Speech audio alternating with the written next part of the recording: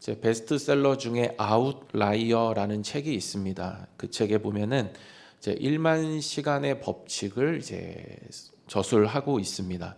그래서 많이 들어보셨을 텐데요. 1만 시간의 법칙은 이제 안데르스 에릭슨이라는 사람이 이제 발표한 논문입니다. 그래서 한때 상당한 인기를 끌었는데요. 안데르스는 이제 뛰어난 사람과 보통 사람을 나누는 기준은 이제 타고난 재능이 아니라 이제 의도적 반복이다라고 이야기를 합니다. 그러니까 재능이라는 지름길은 없다라고 하면서 꾸준히 인내하면서 올바른 방식으로 반복하는 것이 이제 결국 습관이 되고 그 습관이 위대한 사람으로 만든다라고 하는 것입니다. 하루하루의 작은 반복이 결국 위대한 사람, 큰 능력의 사람으로 만들어 가는 것입니다. 이처럼 좋은 습관은 인생을 결정한다라고 해도 이제 과언이 아니죠. 중요한 일을 먼저 하는 습관은 이제 인생을 바꾸기도 합니다. 그리고 좋은 습관을 기르면 이제 결정적인 순간에 이제 힘을 낼 수가 있죠. 기초가 잘 다져져 있기 때문에 이제 순간에 흔들리지 않는 것입니다. 준비된 사람에게 위기는 지속적으로 실력을 나타낼 수 있는 좋은 기회가 되는 것이죠. 그리고 좋은 습관은 이제 예측 가능한 인생이 되게 합니다. 습관이 쌓이면 이제 예상이 되죠. 그 미래가 보이는 것입니다. 달리기를 매일 꾸준히 하는 습관을 길어서 매일 꾸준히 하면은 미래에 건강해지고 살이 빠지게 되어지는 나의 모습을 예상할 수가 있습니다. 그러니까 좋은 습관은 결국 미래에 참된 결실로 나타날 것을 보여준다라는 것이죠.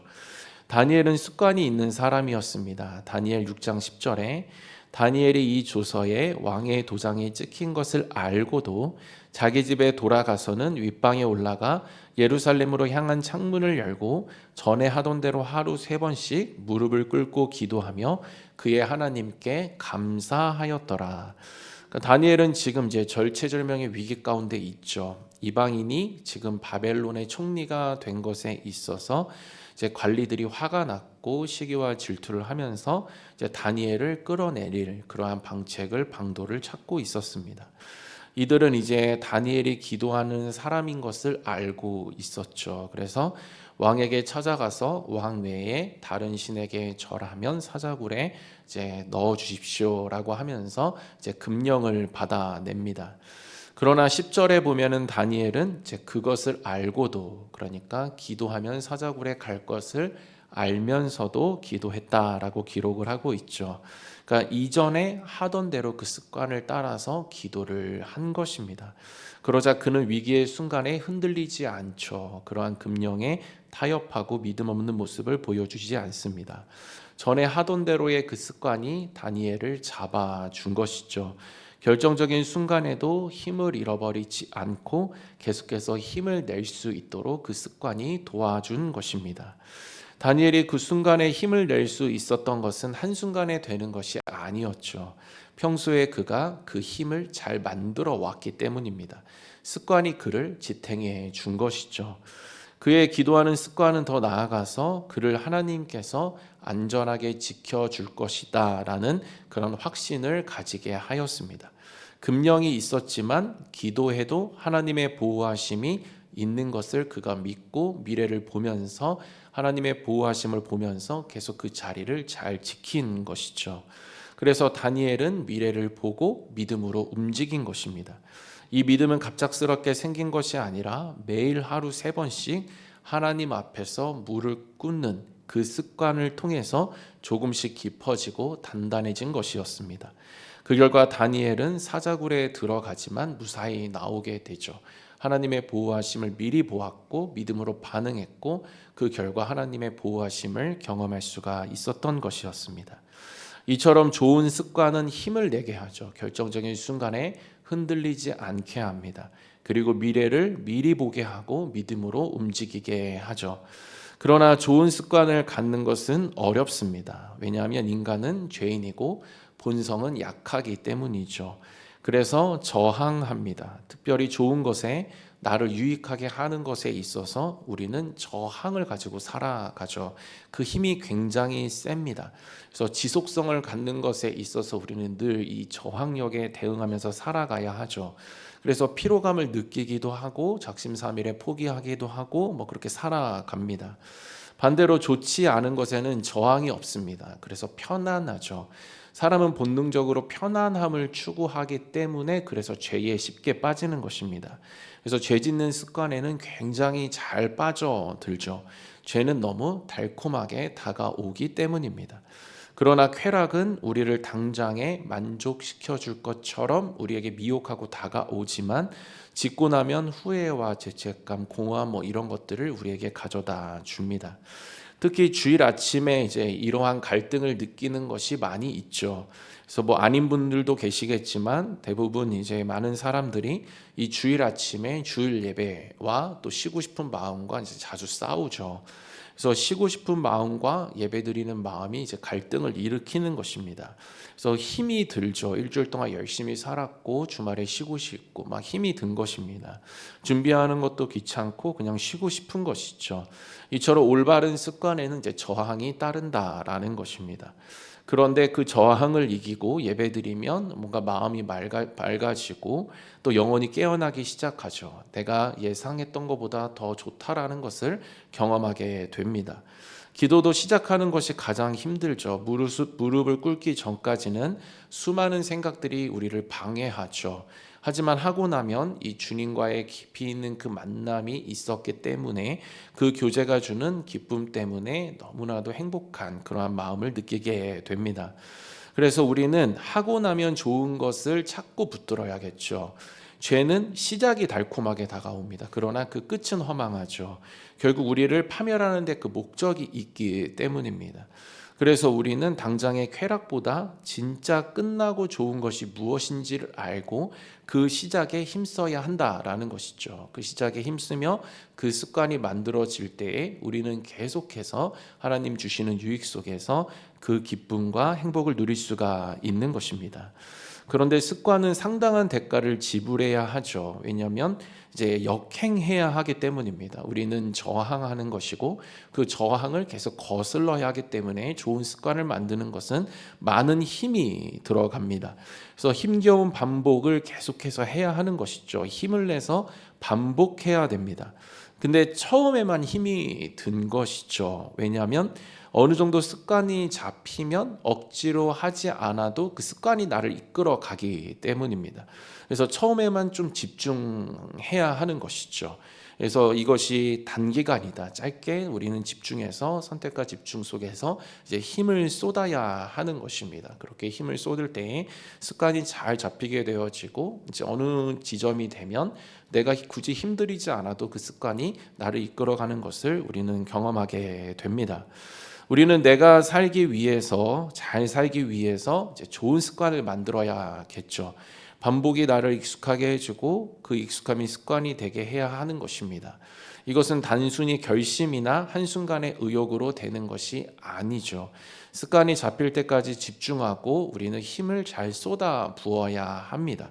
그래서 몸과 마음이 잘 익혀져야 하는 것이죠. 과정을 잘 지나야 하는 것입니다. 이렇게 해야 하는 것은 거룩한 습관이 나를 영적으로 살려주기 때문입니다. 붙잡아주고 보호해주기 때문이죠. 그래서 우리가 영적인 습관을 잘 가져야지만 내가 비로소 진정으로 숨쉬고 살 수 있기 때문입니다. 습관을 가지는데 우리가 힘을 쏟아야 하는 것은 그 습관이 나를 더 유익하게 해주기 때문이고 그래서 여기에 가치를 부여해도 부족함이 없는 것입니다. 그런데 이때 작은 것부터 해야겠죠. 변화는 거대한 일을 통해서 일어나지 않습니다. 거대한 일부터 하면은 쉽게 지치고 포기하게 되죠. 키 크고 싶다고 한 끼에 막 밥을 막 여러 끼 한 번에 먹어버리면 그냥 탈날 뿐입니다. 키도 크지 않고 그냥 몸만 아플 뿐이죠. 적당한 반복이 이 작은 반복이 주어진 반복이 잘 쌓일 때에 지속적으로 잘 쌓일 때에 키도 크고 건강도 좋아지는 것입니다. 변화는 아주 작고 사소한 일의 반복을 통해서 일어난다라는 것이죠. 작고 미미한 습관이 인생을 바꾸는 것입니다. 그러기 이것이 가능하려면 이제 쉽고 단순한 것부터 해야 하는 것이죠. 건강한 몸을 유지하고 싶으면 우선 운동화 끈을 묶어야 하는 것입니다. 독서의 습관을 가지려면 그냥 책상에 의자에 앉아야 하는 것이죠. 누구나 할 수 있는 작은 것부터 시작할 때에 그 작은 것이 아니게 되고 그 습관이 쌓여서 결국엔 큰 능력을 만들어내는 것입니다. 이러한 맥락에서 감사는 습관이 될 때에 결정적인 순간에도 감사로 문제를 해석하게 합니다. 또 감사하는 그 입술이 미래를 예측하고 믿음으로 반응하게 합니다. 어느 순간에도 감사하는 사람은 똑같은 상황도 자신에게 유익한 것으로 그것을 바꿔낼 수 있는 능력을 가지게 됩니다. 위기 속에서도 흔들리지 않고 오히려 그 순간을 통해서 하나님께서 어떤 일을 이루실지 기대하며 확신하고 그 믿음으로 미래를 보고 믿음으로 행동해서 결국에 그 일을 보게 되는 것이죠. 오늘 본문은 이스라엘 백성들에게 하나님께서 주신 말씀입니다. 하나님께서는 이제 기억하라라고 말씀을 하시죠. 그래서 18절입니다. 내 하나님 여호와를 기억하라. 그가 내게 재물 얻을 능력을 주셨음이라. 이같이 하나님은 이렇게 하심은 내 조상들에게 맹세하신 언약을 오늘과 같이 이루려 하심이니라. 그러니까 무엇을 기억해야 하는가 하면은 이제 14절 16절에 기록되어져 있습니다. 광야에서 지켜 주신 것이죠. 같이 읽겠습니다. 내 마음이 교만하여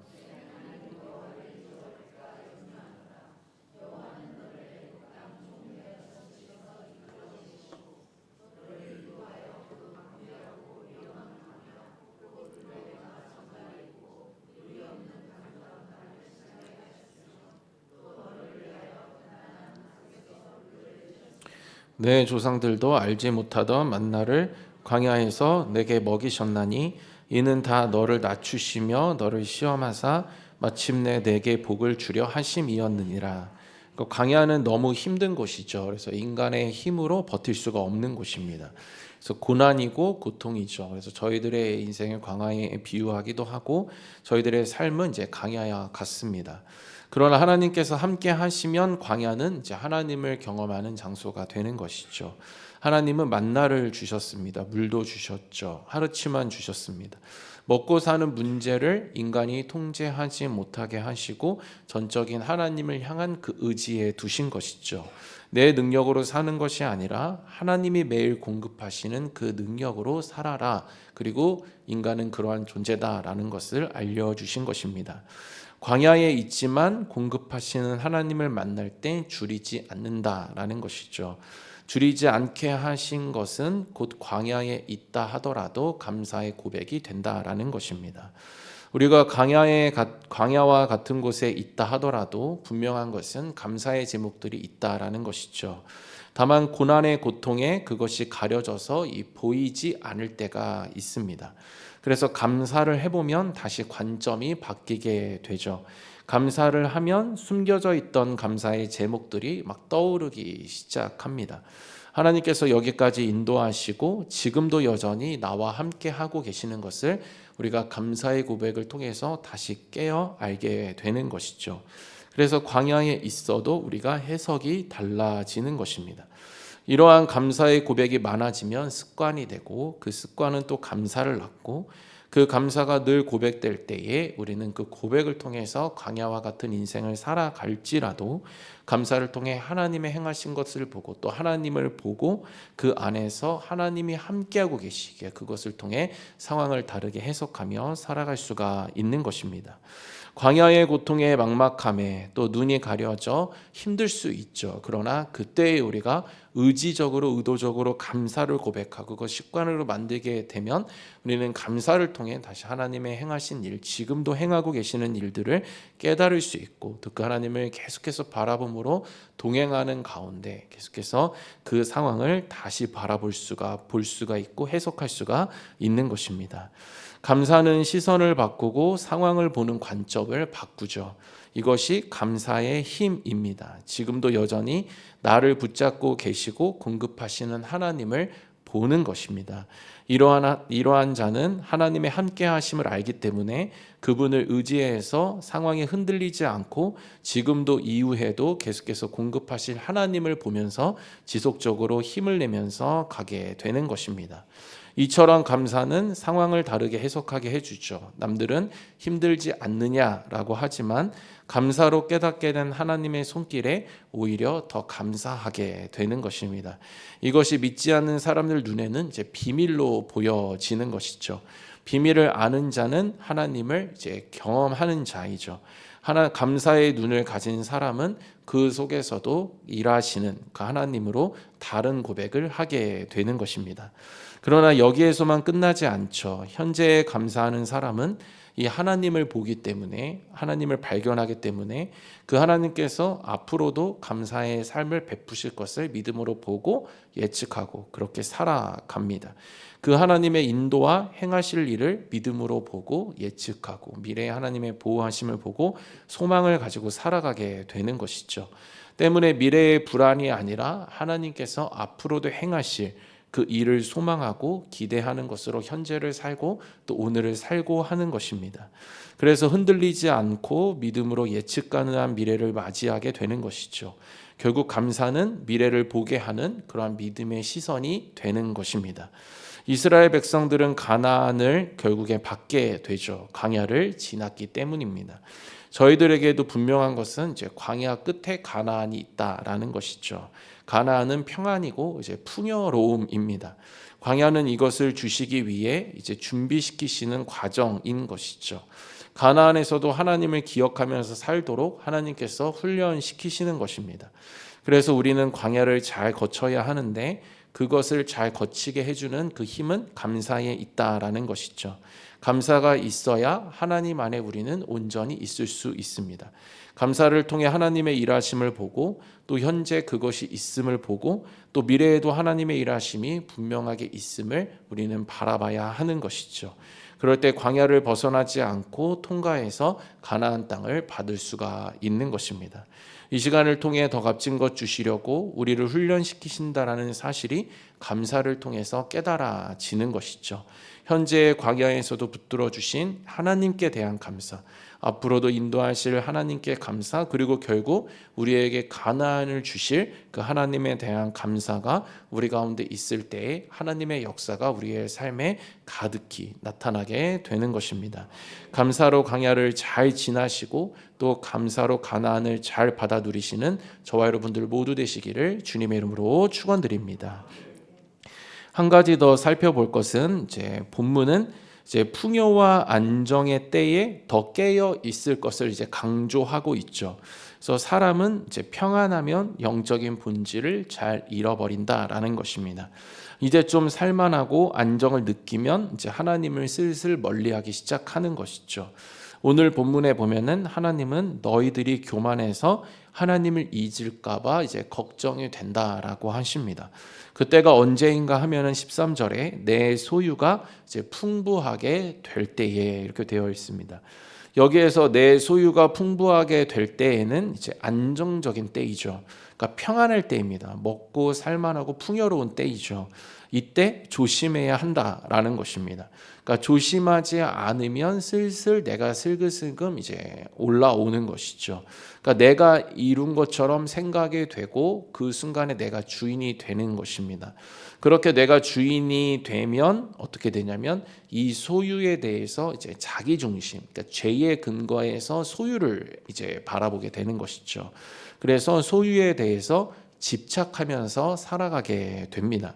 그러니까 소유에 대해서 하나님의 주신 것을 기억하고 자족하고 하나님 주신 목적에 맞게 사용하면은 계속해서 우리가 그 주신 것에 감사할 수 있죠.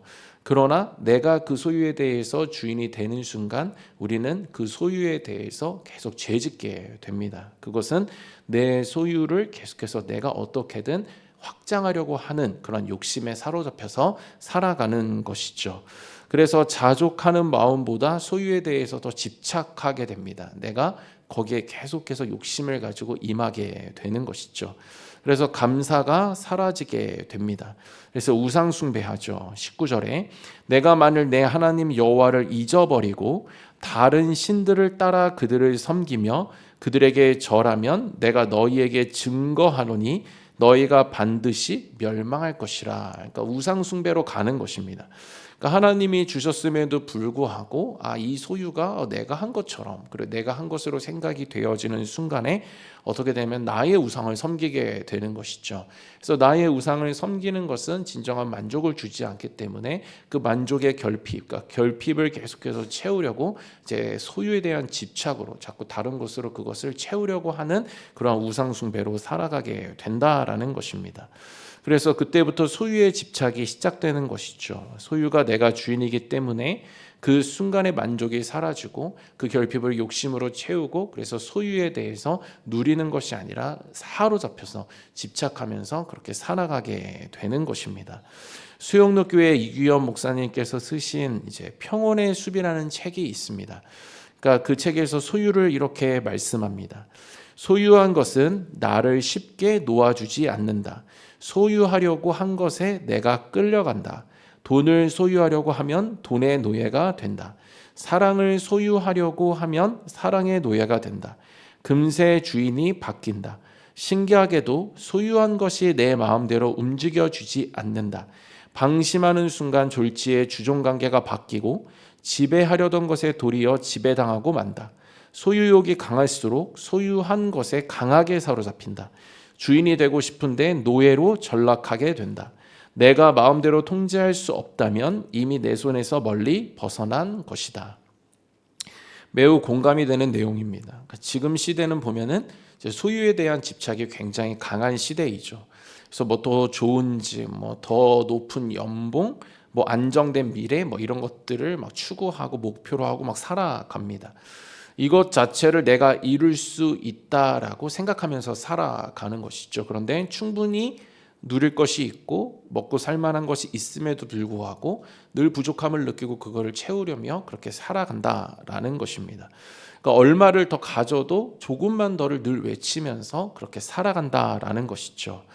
미국의 이제 손에 꼽히는 부자인 이제 록펠러가 있습니다. 잘 아실 것입니다. 이제 록펠러에게 기자들이 질문을 했습니다. 얼마나 더 벌기를 원하십니까? 이렇게 질문을 하니까 그 세계에서 손꼽히는 록펠러도 뭐라고 대답했냐면 조금만 더 벌었으면 좋겠습니다 라고 이렇게 대답을 했습니다. 그러니까 조금만 더, 그러니까 이것은 무엇을 가진 것보다 좀 더 가지지 못한 것에 우리 인간의 초점이 있다라는 것을 보여주고 있는 것입니다.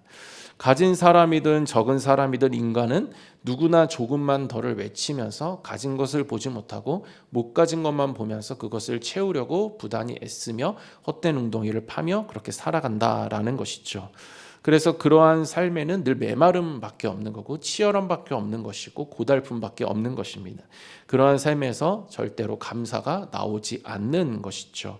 이렇게 되면은 모두가 부족함을 느끼게 되죠. 현실적으로 풍족하면서도 자신이 풍족한 사람이라는 것을 느끼지 못하게 됩니다. 모두가 그렇게 되니까 모두가 부족해지는 것이죠. 그래서 사람은 섬기지 않고 섬김을 받으려고만 하고 되고 이기적이 되고, 그러면 세상은 또 교회는 공동체는 메말라져 가는 것입니다. 아무도 풍요로움을 느끼지 못하기 때문에 풍요로운 사람이 없는 것이죠. 그렇기 때문에 다 메마른 사람만 있는 것입니다. 누가 진정으로 풍요를 아는 자인가 하면은 하나님이 주신 것에 감사하는 사람이죠.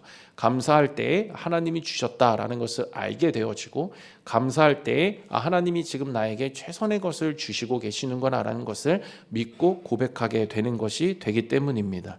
그래서 거기서 만족이 부어지죠. 만족이 있으니까 다른 것으로 그것을 채우려고 하지 않는 것입니다. 그래서 풍요는 객관적 수량의 문제가 아니라 내 마음이 무엇을 바라보느냐의 문제가 되는 것이죠. 그러나 조금만 더의 결핍과 집착을 느끼면서 사는 것이 우리 인간의 본성이죠.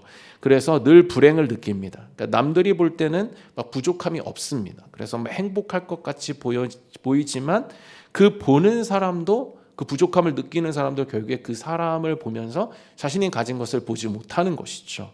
그리고 그 부러운 사람도, 그 부러움의 대상도 자신의 풍족을 모릅니다.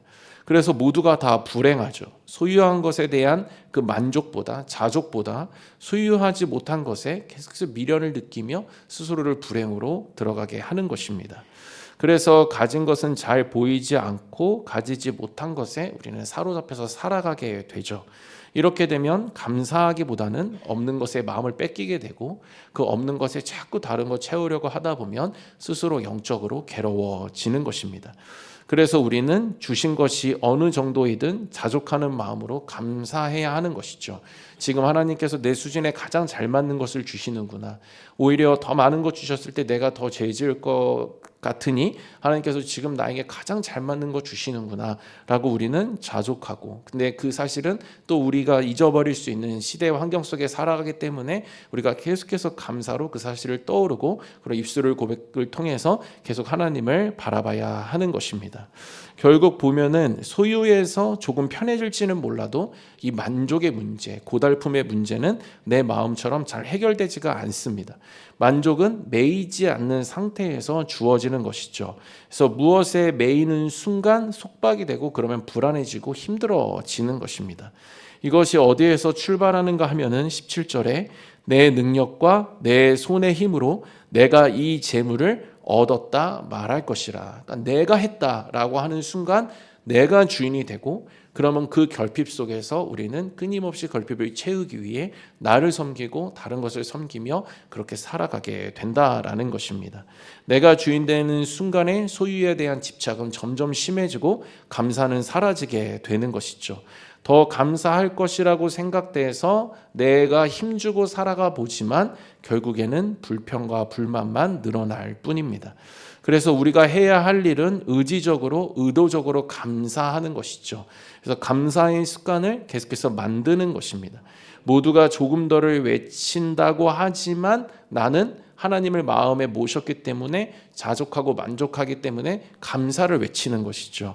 그래서 이것을 가능하게 해주는 감사의 습관을 기르고 감사의 고백을 통해서 나의 마음을 내가 하나님 주신 부유함으로 날마다 채우고 그 주신 부유함으로 살아가는 것입니다.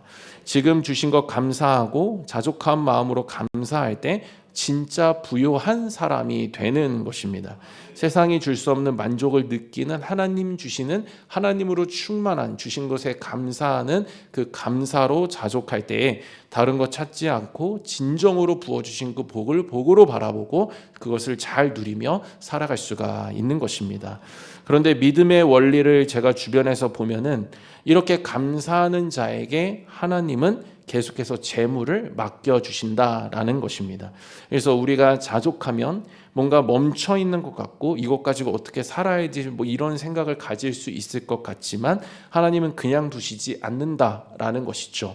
왜냐하면 하나님으로부터 온 것을 알고 하나님으로부터 온 것에 만족하는 사람은 계속해서 하나님 주신 것을 그렇게 사용하실 것을 사용할 것을 하나님께서 아시기 때문에 계속해서 부어주시고 맡겨주신다라는 사실입니다. 그러니까 원리를 깨달았기 때문이죠. 하나님으로부터 온 것을 알고 감사로 고백하고 그것을 빼닫고 하는 사람에게는 그것을 주셔도 안전하기 때문에 계속해서 하나님은 넘치도록 또 내가 생각했던 것보다 그 예상을 뛰어넘는 그 복으로 채우시고 함께 하신다라는 사실입니다. 주신 것도 하나님으로부터라고 우리가 감사할 때에 자족하고 만족할 수가 있습니다. 또 감사할 때 여기까지 인도하시고 그 복 주신 하나님을 기억하면서 그분을 떠나지 않을 수가 있습니다. 감사할 때 주신 분이 누구신지 놓치지 않을 수 있고, 감사할 때 다시 기억할 수 있고, 감사할 때 이 재물의 주인이 누구인지를 알 수 있고, 나의 생명이 누구 것인지를 알 수 있고, 그 방향을 제대로 정하고 그에 맞게 겸손하게 주신 것으로 잘 목적에 맞게 살아갈 수가 있는 것입니다.